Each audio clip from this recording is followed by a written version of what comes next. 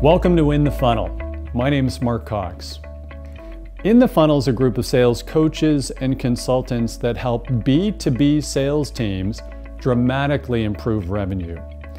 Clients come to us when revenue growth is stagnated, or their sales team is not meeting expectations, or they need to recalibrate their sales and go-to-market plan for the upcoming year. Our clients have enjoyed tremendous success working within the funnel, and please hear it straight from them by listening to the testimonial section of this website. What they'll tell you is there's two things that make us unique and different in our space. Number one, we have a process and a methodology.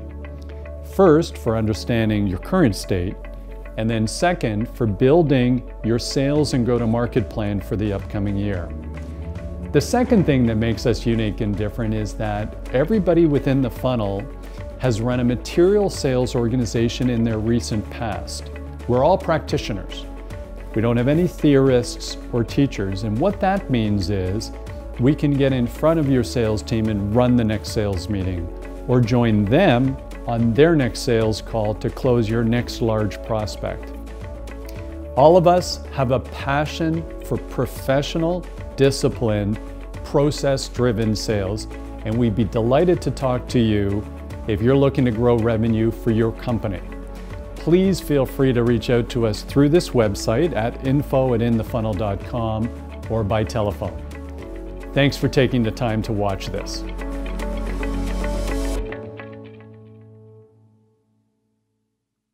I always tell my clients, sales solve everything. It does. It gives you the oxygen and the time to figure out everything else. Right. So whenever I have a company in this array that is asking for coaching, the first thing I need to fix is the sales. That's it. Team, there's a lot of alignment between entrepreneurs and great salespeople. And I've always said that the greatest salespeople, they end up treating their territories as if they're an entrepreneur building a business in that territory. So they really manage it like they own everything and they care about everything and putting the client first. And you can see it. They're very entrepreneurial in terms of what they do. I've also seen that the best entrepreneurs have to be great salespeople, because driving revenue into a small or medium business or an entrepreneurial business is obviously one of the most important things you can do. And that's why I was so excited to have today's conversation with Daniel Marcos. So Daniel Marcos is actually one of the top entrepreneurial coaches in the world. And in fact, he's built the Growth Institute, which is an online learning academy for entrepreneurs with entrepreneurial legendary entrepreneurial coach, Verne Harnish, who built, the Rockefeller Habits and wrote Scaling Up. And he runs the group, the Gazelles, known as the Gazelles. So one of the top entrepreneurial coaching programs in the world. Daniel has had an amazing journey as a business professional and an entrepreneur. Right out of university or college in Mexico, he ends up somehow getting involved in investment banking. Then he was actually part of the ambassador team from Mexico when China actually took ownership back from the UK in 1997. He was an early entry into the internet and online financial services companies in Mexico and built one of the largest online banks in Mexico. And after selling it and having just enormous success, as you'll hear in the first few minutes of today's podcast, he then came to the US, started a mortgage company, and had very significant failure.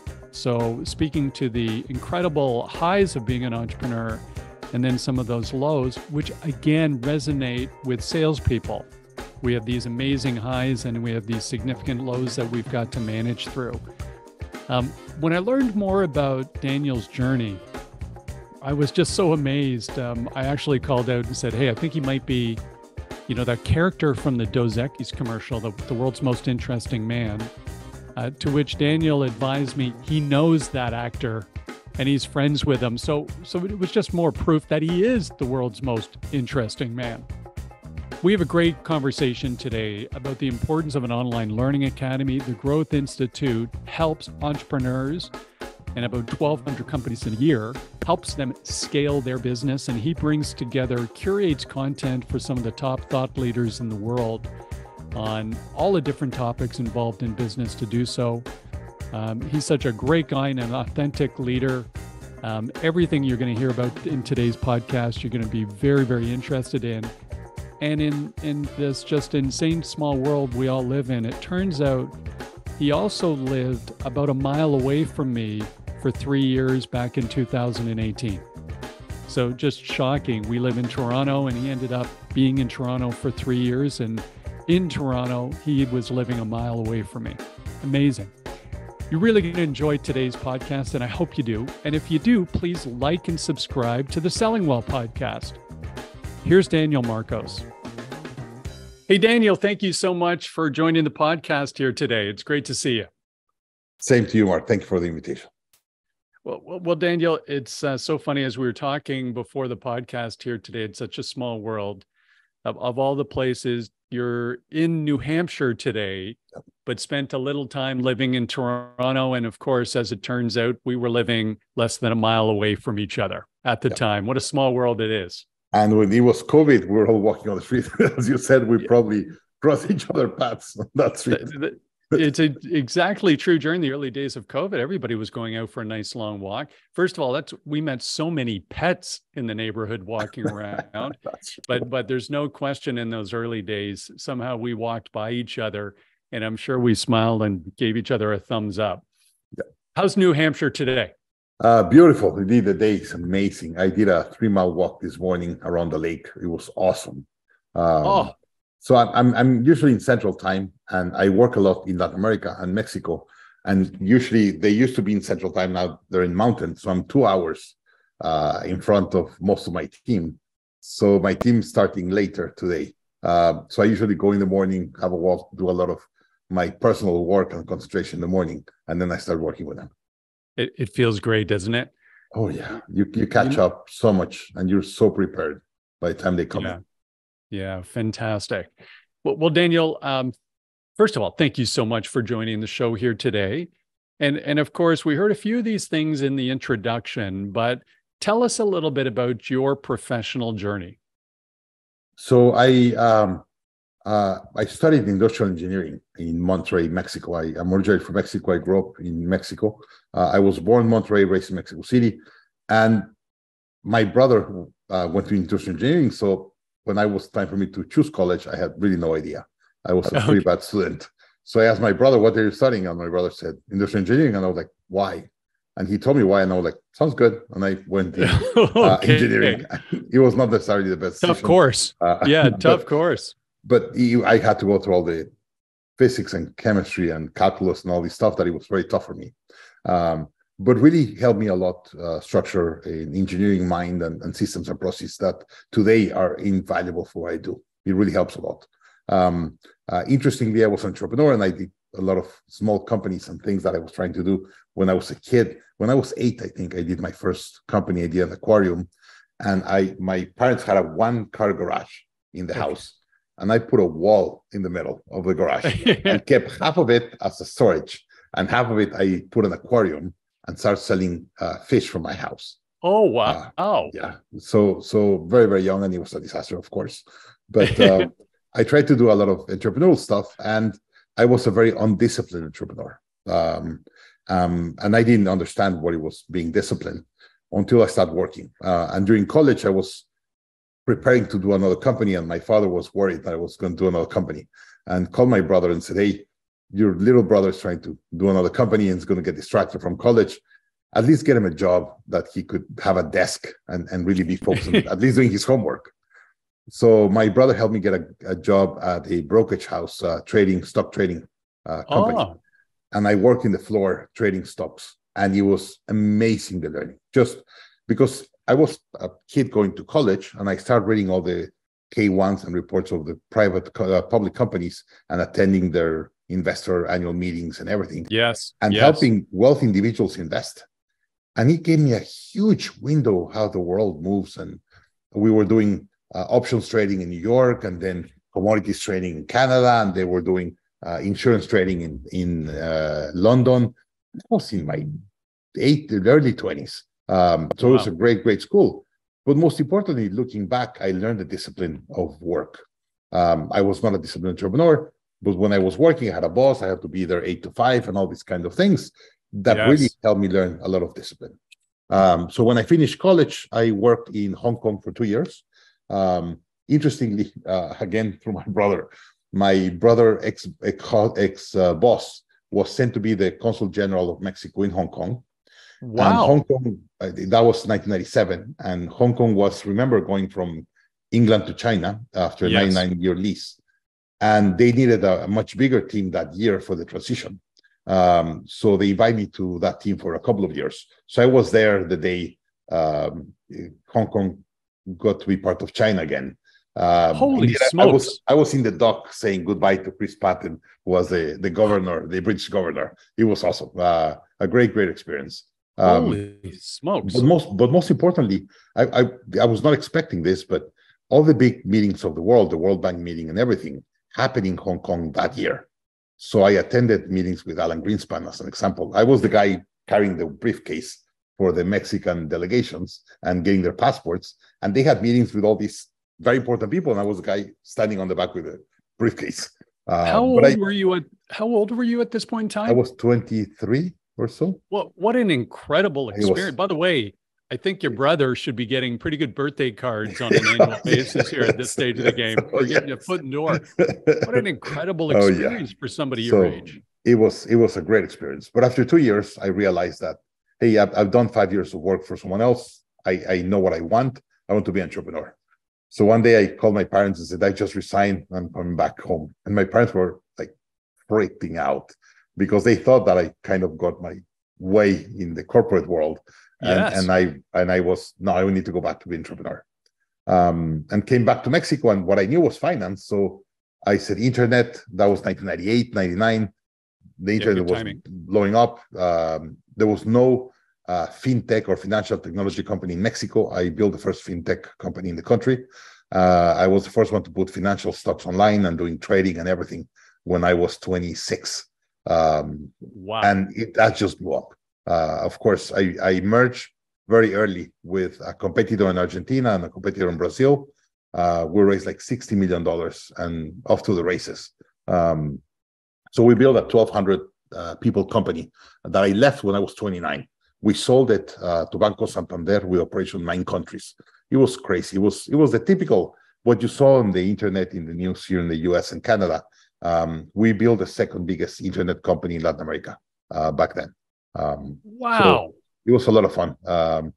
But I got burned out. I was working 18, 20 hours a day for like 5 years. Sure. Yeah.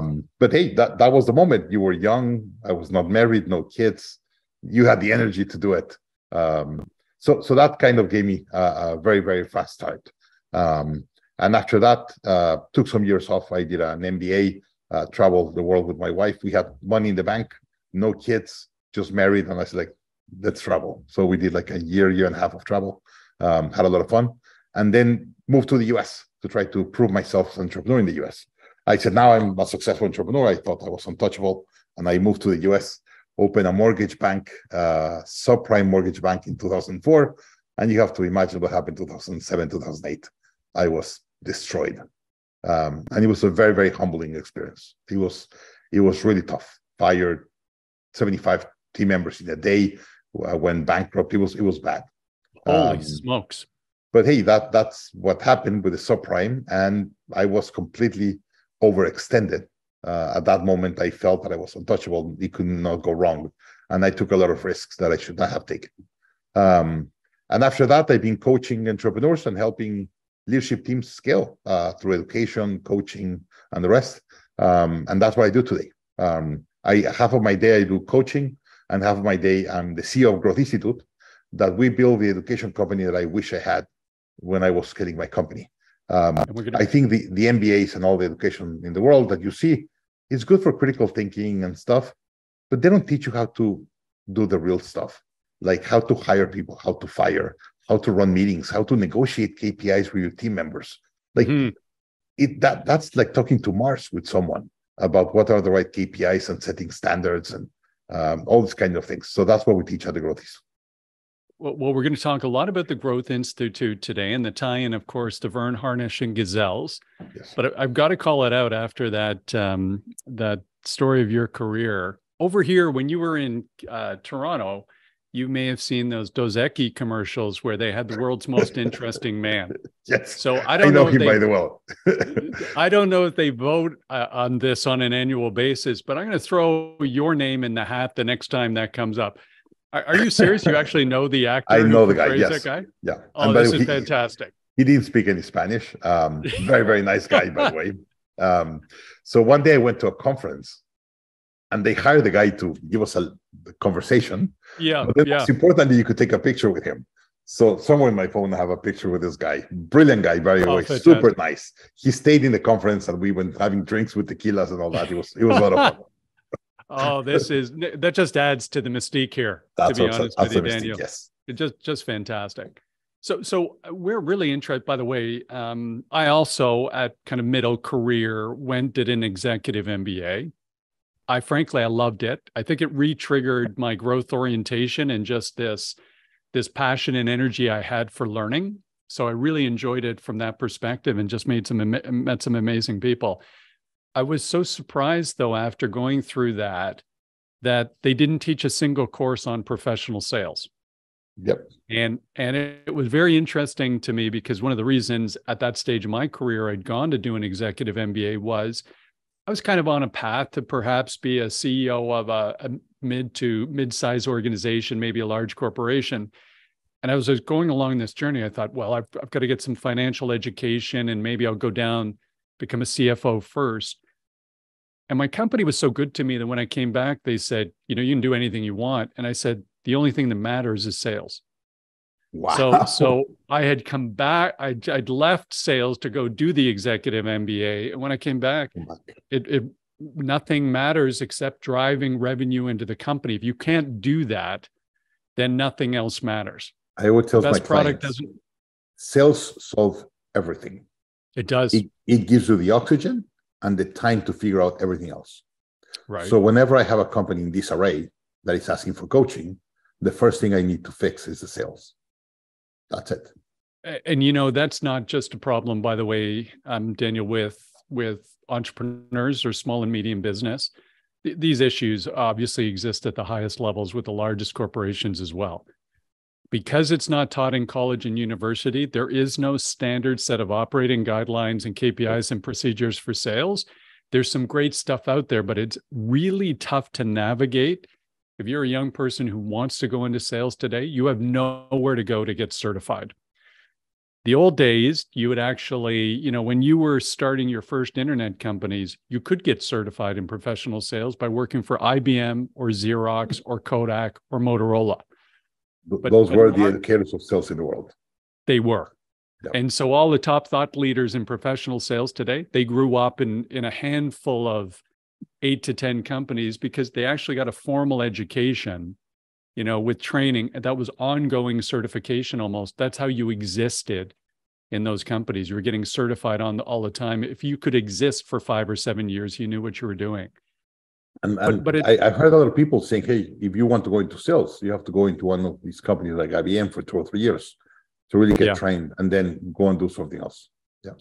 It's so true, Daniel. And that's why I'm so excited, by the way, to speak to you today. And, I'd like to hear a little bit about the Growth Institute and the tie-in to Verne Harnish and scaling up. Tell us a little bit about that relationship and a little more about the Growth Institute. So when I built my first company, Finanzas Web, and then we renamed it to Patagon, when I joined my competitors, we started growing really, really, really fast. And I was having a hard time. I was 25, 26. And one day a team member came to my office like at 9:30 at night, and I was still working. And you see that I had 4 hours more to go that night, probably. Right. And she looked at me and said, by the way, she was in sales. She was my sales manager. Okay. And she came to me and said, how are you? And I was like, having a rough day. And she said, I'm married to an entrepreneur. And my husband was very much like you. And he joined this organization called EO. It's a group of entrepreneurs. And it's been great for him. Do you want me to introduce you to them? And I was like, yeah, sure.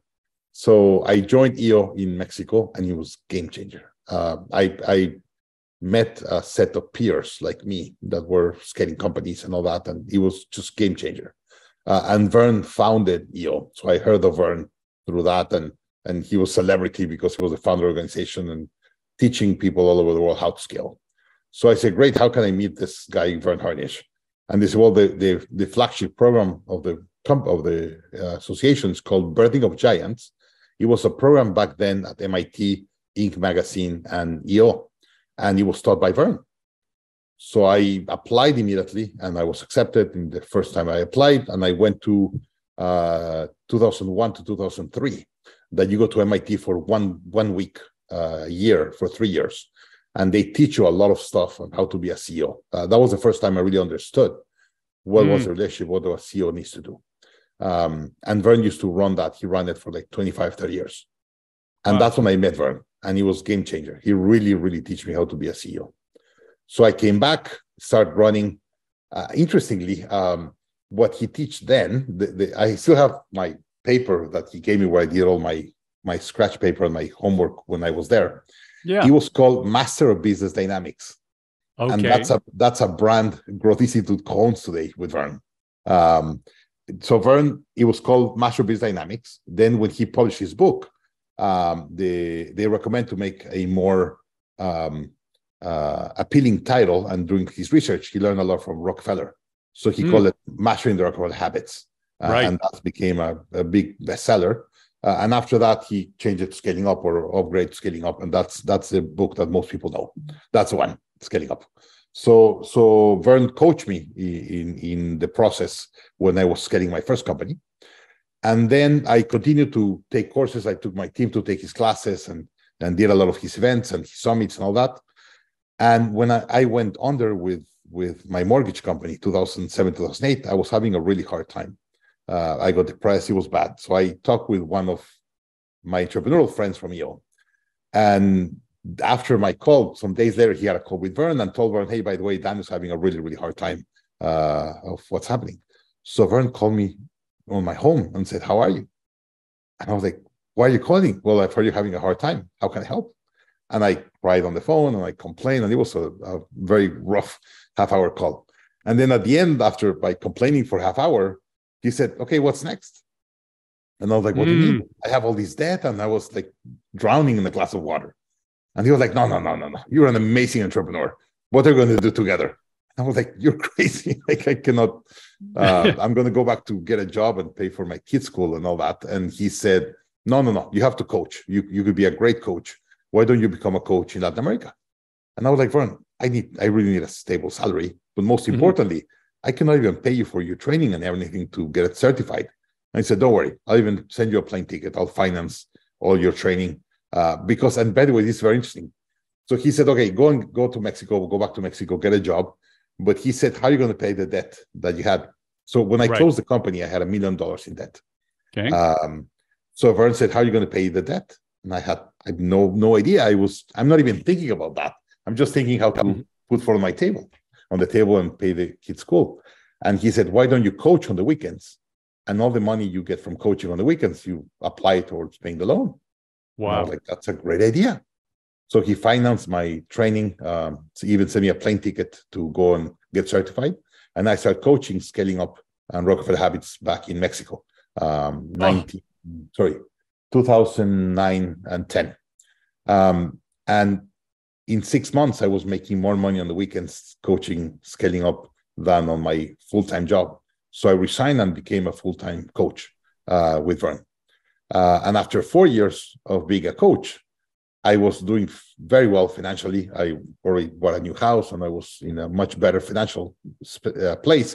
And I paid back the $1 million that I own. So I came to Verne and said, hey, Verne, I'm super happy. This has been amazing, but I'm out. I want to be an entrepreneur again. By the way, at that moment, that year, I made a lot of money, but I was traveling. That night, that year, I slept away from home 253 nights.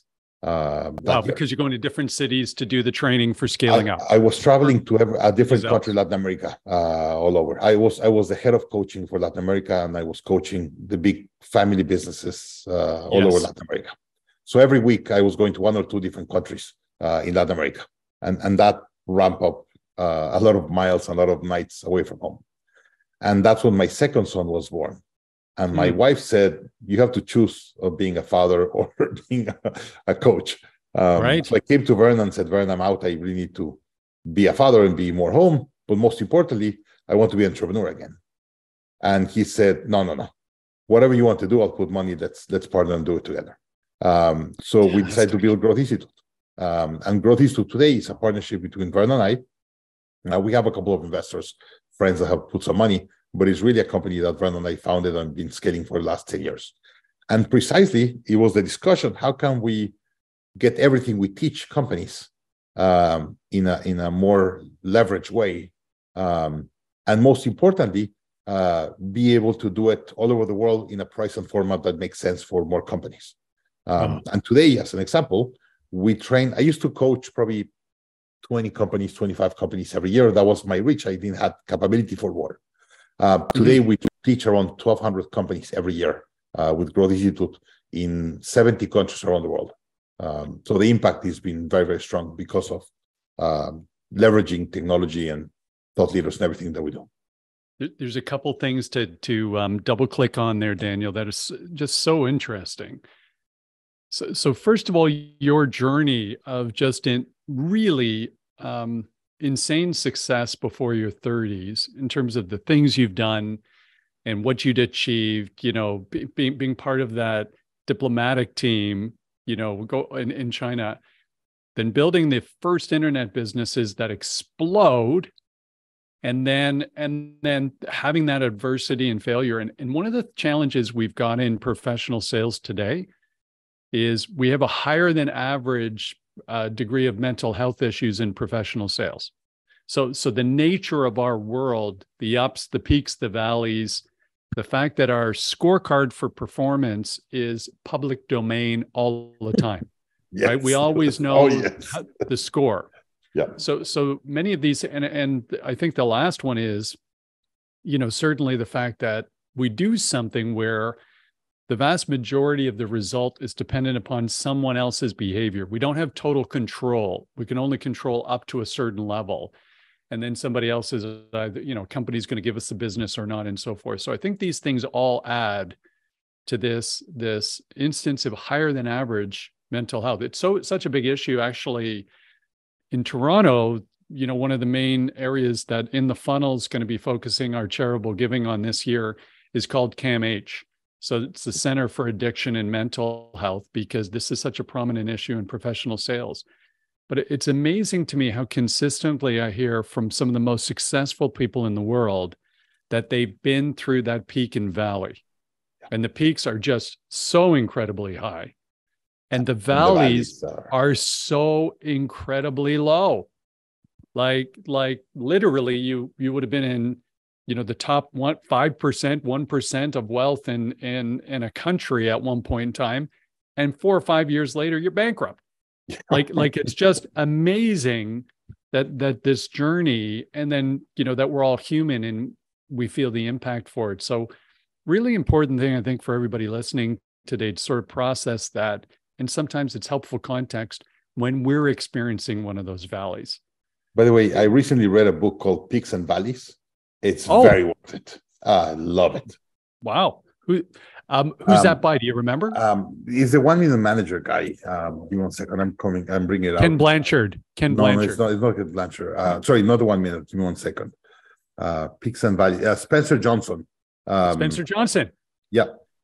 He wrote the other one. He did. He wrote the 1 Minute Manager with Ken Blanchard. That's correct. 1 Minute Manager with Ken Blanchard. And then he wrote, I think, the one of the mices, or like who moved my cheese or something.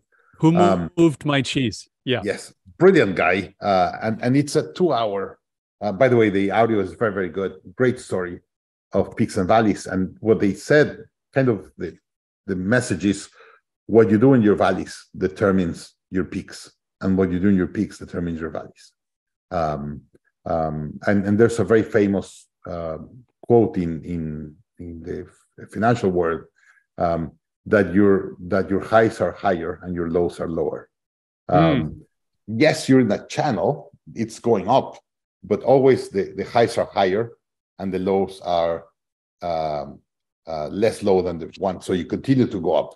Yes, you're going to have peaks and valleys. It's going to happen, but try to make sure your value is not as low as your previous value. Right. And that gets determined in what you do on your peaks. You know what it is in the financial community, it's the view of your portfolio over time. As long as you take the big picture, the whole thing's moving up. You get into a granular picture, there's up and downs. What an interesting way of thinking about it. Love the book. Very simple, 2-hour, great story. So strongly recommend it. So thank you, Daniel. Let's lead over to the Growth Institute. So you've talked about, hey, this is our way of reaching more people. Rather than coaching 28 companies a year, I'm reaching 1,200 companies a year. Tell us a little bit about, it's an online learning academy. So right off the bat, we know from our sales training and our online learning academy that people learn in different ways.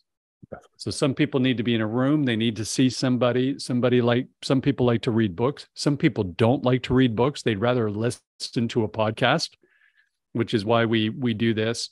And then other people need to understand a concept, but 2 months down the road, a month down the road, when they need that concept, they have to go back to it. They need to see a video. They need to see some written course material. Tell us a little bit about how you created the structure of the Growth Institute so that it enables learning from these folks. So first, everything is video, YouTube, and a lot of people are watching videos in all these social media. Has to be very, very short clips, 2 to 7 minutes, maximum attention, all those kind of things. But we follow what we call the hybrid method of learning. So we partner with thought leaders. We started with Verne, but today we have over 100 thought leaders. Marshall Goldsmith, Peter Diamandis, Salim Ismail, Tom Peters, a lot of amazing thought leaders that they really teach to the big Fortune 500s. They don't have time, and it's too expensive for the smaller mid-sized companies. But what we do is we bring them in video, so you could reach to more companies and really be able to put it in a pricing format that makes sense. So we record a thought leader to do a course, and what Verne will teach you for $500,000 himself teaching it, we bring it in videos, and you get 9 hours of Verne teaching scaling up. Every detail of how to implement scaling up is taught by Verne. And then we have the videos, and then we have coaching calls. So we believe that whenever you're implementing some improvements in your business and you're learning something, you have questions. You need some guidance on how to do it. So you have a coaching call, a group coaching call every week, guiding the executives of how to implement and help them get unstuck. Hey, I have this problem. What do you do here? Whatever, and that goes. Then the third level is tools. We give you tools for your implementation. And we've worked with thought leaders that we said, okay, where are your tools? And they say, what do you mean? And I'm like, you need to have tools to how to implement this in the company. Well, we've never built tools. Do you mind that we build them for you? And they said, no. So we build the tools at Growth Institute. We have a team of instructional design and coaches that help us build the tools. How interesting. So we have to make it practical and implementable. So you build the tools for those thought leaders that have, written books and so forth, and they don't actually have kind of an archive of tools. You'll actually work with them to build the tools. That's a very smart idea. Some have, some don't. And the ones that don't, we said, okay, we cannot teach your course. We don't have tools. So we're going to have to build your tools and build them with them. And then the fourth is the community. And I was very surprised about this. I was not expecting this. But I hear this all the time from executives going through the classes saying, hey, I saw the video of the thought leader, was amazing. The learning was great, and learning direct from them is awesome. Then the coach really guided me on the process of how to implement, and I was able to ask questions, get unstuck, and see a different perspective and be heard and things like that. The tool's great to implement. But when I really got it is when I heard someone else at my level of understanding of the methodology in a different country of the world or a different industry saying, hey, this is the problem that we were having. This is what we learned. This is what I heard. This is what I implemented. But then we have this issue, so I fix it this way. And that's when the learning comes amazing. I don't know if you've been member of EO or YPO or Vestige, all this C-suite, that you get forums. You do. So just for the listeners, EO. Yep. Definition. It's entrepreneurs organization. YPO. It's Young Presidents Organization. Perfect. There are two groups of CEOs. Depending on your level and all that, it's the difference on one or the other. But they put you in forums. It's a forum of 8 or 10 people, and you come and tell your problems. Once a month, we get deep dive into an issue, and then you get the perspective of other 7 CEOs or 10 CEOs.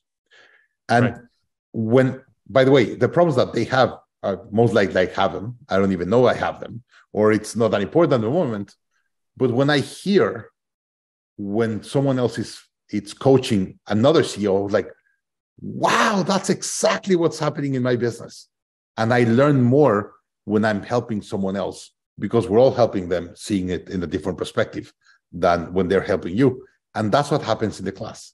When someone is having a conversation with a coach and saying, hey, I'm having this trouble, and I implement it this way, the other students are hearing and say, like, that's exactly why I haven't get it. So it helps you with really getting a knowledge and a cognitive knowledge of all the issues that you're having, really surfacing in a different perspective. And that's when you get the right learning. That's great. So Daniel, well explained. So you asked, am I familiar? I'm in a program like that called Strategic Coach. Oh, perfect. You of course know with. I've been a member some years. Yep. You've been a member with Dan and Babs over at Strategic Coach, and I'm a huge fan. And it's the exact same thing where being in a room with other entrepreneurs running completely different businesses, the consistency of issue, challenge, or opportunity is shocking. The other thing is we run workshops for salespeople, and they continually come back. You'd think, at one point in time, we started doing a special only software in this group and manufacturing in this group and so forth. And then we opened it up and just said, anybody comes to any workshop, you'd be amazed at the consistency of issue, challenge, opportunity that across different businesses and different environments, as long as it's all B2B, business to business. And they get so much value from the community. Hearing somebody else say it who's experiencing something. And the other problem it really solves for, and I'm sure this is the same with all the organizations you're a part of and the Growth Institute, being an entrepreneur is lonely. You're isolated. Yes. Nobody gets it except other entrepreneurs. The truth is, it's the same in professional sales. It's lonely, and you can be very isolated depending upon the type of company you work with, but particularly for mid and small enterprise, they don't have sales teams of 175 or 250 people. They have sales teams of somewhere between 5 and 30. And they might be in different countries and they might be in different cities. So you're lonely, like you feel like you're the only one. And that's where I've always seen, Daniel, such alignment between, my experience has been the best salespeople treat their territories like they're entrepreneurs. So they have a product and a service. The good ones. The good ones. They have a product and a service. They have a territory, wherever that might be, geographically or vertically defined. And so they're running their business in that territory to take that product and service to the marketplace. And they behave like an entrepreneur. Do you see a little bit of alignment there between the two? 100%. And more with the today's that everyone works from home and you get your things from the computer and say, hey, these are your leads, you have to call them, and that's it. Yes. One of my mentors in sales, Jack Daly, said that if you have 40 sales agents, everyone thinks they're selling in their best way. They're trying to do their best. They really have at heart and they want to get results. There's no 40 best ways of selling. There's one best way of selling. You have to figure that out. And the only way you're going to be able to figure that out is having a conversation with everyone. What are you doing? What's working with you? What questions are you asking? And that's a human conversation. It's the only way to get it. And whenever you're on your own, you think and you have your idea of, oh, I'm doing good or not, or this is working. When you talk with someone else, like, wow, I thought it was working. It's not working. Yours much better. So that's 100% right. And you think you're doing your best because people are trying to do their best. It's just not a reality. It's the comparison. So frankly, during COVID, you and I just talked about it. We got a pretty nice little gym built in the basement set up. I thought I was doing pretty well overall with the Peloton and the weights. Until you went to the gym. The reality, because I'm in my own little gym with my own mirrors, and compared to me, I'm doing pretty well. Then you jump on a Peloton. Now I'm getting compared to a community. Now everything opens up. I go back to a gym. I prefer to be the oldest guy in a gym because I want to be surrounded by people in their 30s who have fitness as a desire in life. I want to measure myself against them. That's what pretty good is. Perfect. And so Daniel, I just love this because you mentioned with Jack, and by the way, Jack's going to be on our show. So nice. Yeah, Jack's good mentor. Our team is just sorting that out right now, but they've connected with Jack. But one of the things I think is a huge challenge for entrepreneurs is many entrepreneurs don't grow up in professional sales. Yeah. You're going to have somebody who's very good at application development and they create a software company and that's how they become an entrepreneur. Or you have an engineer who's very good and they create a manufacturing company. Or somebody who does a service, professional service even, and then they say, I'm going to make a company out of this. Nobody comes from professional sales where they've been a big league salesperson and they go, I'm going to start my own company. That rarely happens. 100%. That's really the niche for our business, which is these entrepreneurs are dynamite, but they don't know the sales playbook that they should be bringing to their business so they can truly scale their business. And it sounds like the Growth Institute provides a lot of value to help these entrepreneurs do this. We the flywheel, Jim Collins flywheel. When we build a flywheel, you need to understand what are the leverage of your business and what you have to pull, right? And we put at the center, at the top, the thought leaders. The more we partner with the thought leaders with the biggest brands and biggest following, that kind of drove our business, and continues to in a very, very big way. But it's interesting today. The community is getting even more traction than thought leaders. If someone is having a result that it's helping at a class they took and a community, they say, hey, you have to be part of this and start bringing their friends and their colleagues. And it's so it has happened inside EO and YPO. Then one company of a forum starts training with us. And then the other 8 companies join in the next 6 months or a year because they're seeing all the results that companies having or the CEO is having and said, like, I need to have that. And now they start bringing all their friends into the community. And it's great. So yes, and by the way, talking about COVID, when COVID happened, Verne and I had several calls at night because the world was changing dramatically. We need to understand what we're going to change in the business and how you're going to survive and all that. Yes. And I remember that we decided several things, but one of them, and Verne said, very interestingly, one of the most things I've learned from him, said, you're not going to get out of this thinking. You're going to get out of this talking with other CEOs.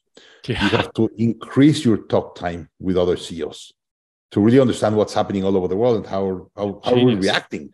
If you think you're going to get it from the news, you're doing it wrong. You have to talk with CEOs all over the world and get it right. And we started with the community, putting all these CEOs and having all these conversations on how to adapt through COVID. And the companies that were part of our community back then said, we adapted to COVID and we reacted so fast compared to my competitors because we're part of this community learning with CEOs all over the world and leaders all over the world. And that helped us learn faster and be able to understand the trends faster and, of course, be able to react faster. Boy, the value of community is so powerful. It's just amazingly powerful. And frankly, that's one of the main reasons we do the podcast is trying to expand the community for our listeners to greet people like you, Daniel. And I'll tell you, people are going to be getting huge value from the conversation we've enjoyed today. So first of all, I want to say thank you so much for joining. What a sincere pleasure meeting you. And this is certainly not going to be the last time we connect, but thank you so much for joining us today. Same, Mark. Thank you very much. Really appreciate the invitation. So Daniel, if people want to learn more about you or the Growth Institute, how can they do that? Come to growthinstitute.com. That's the main page. I usually post most in Instagram. danielmarcos.scale. It's my account.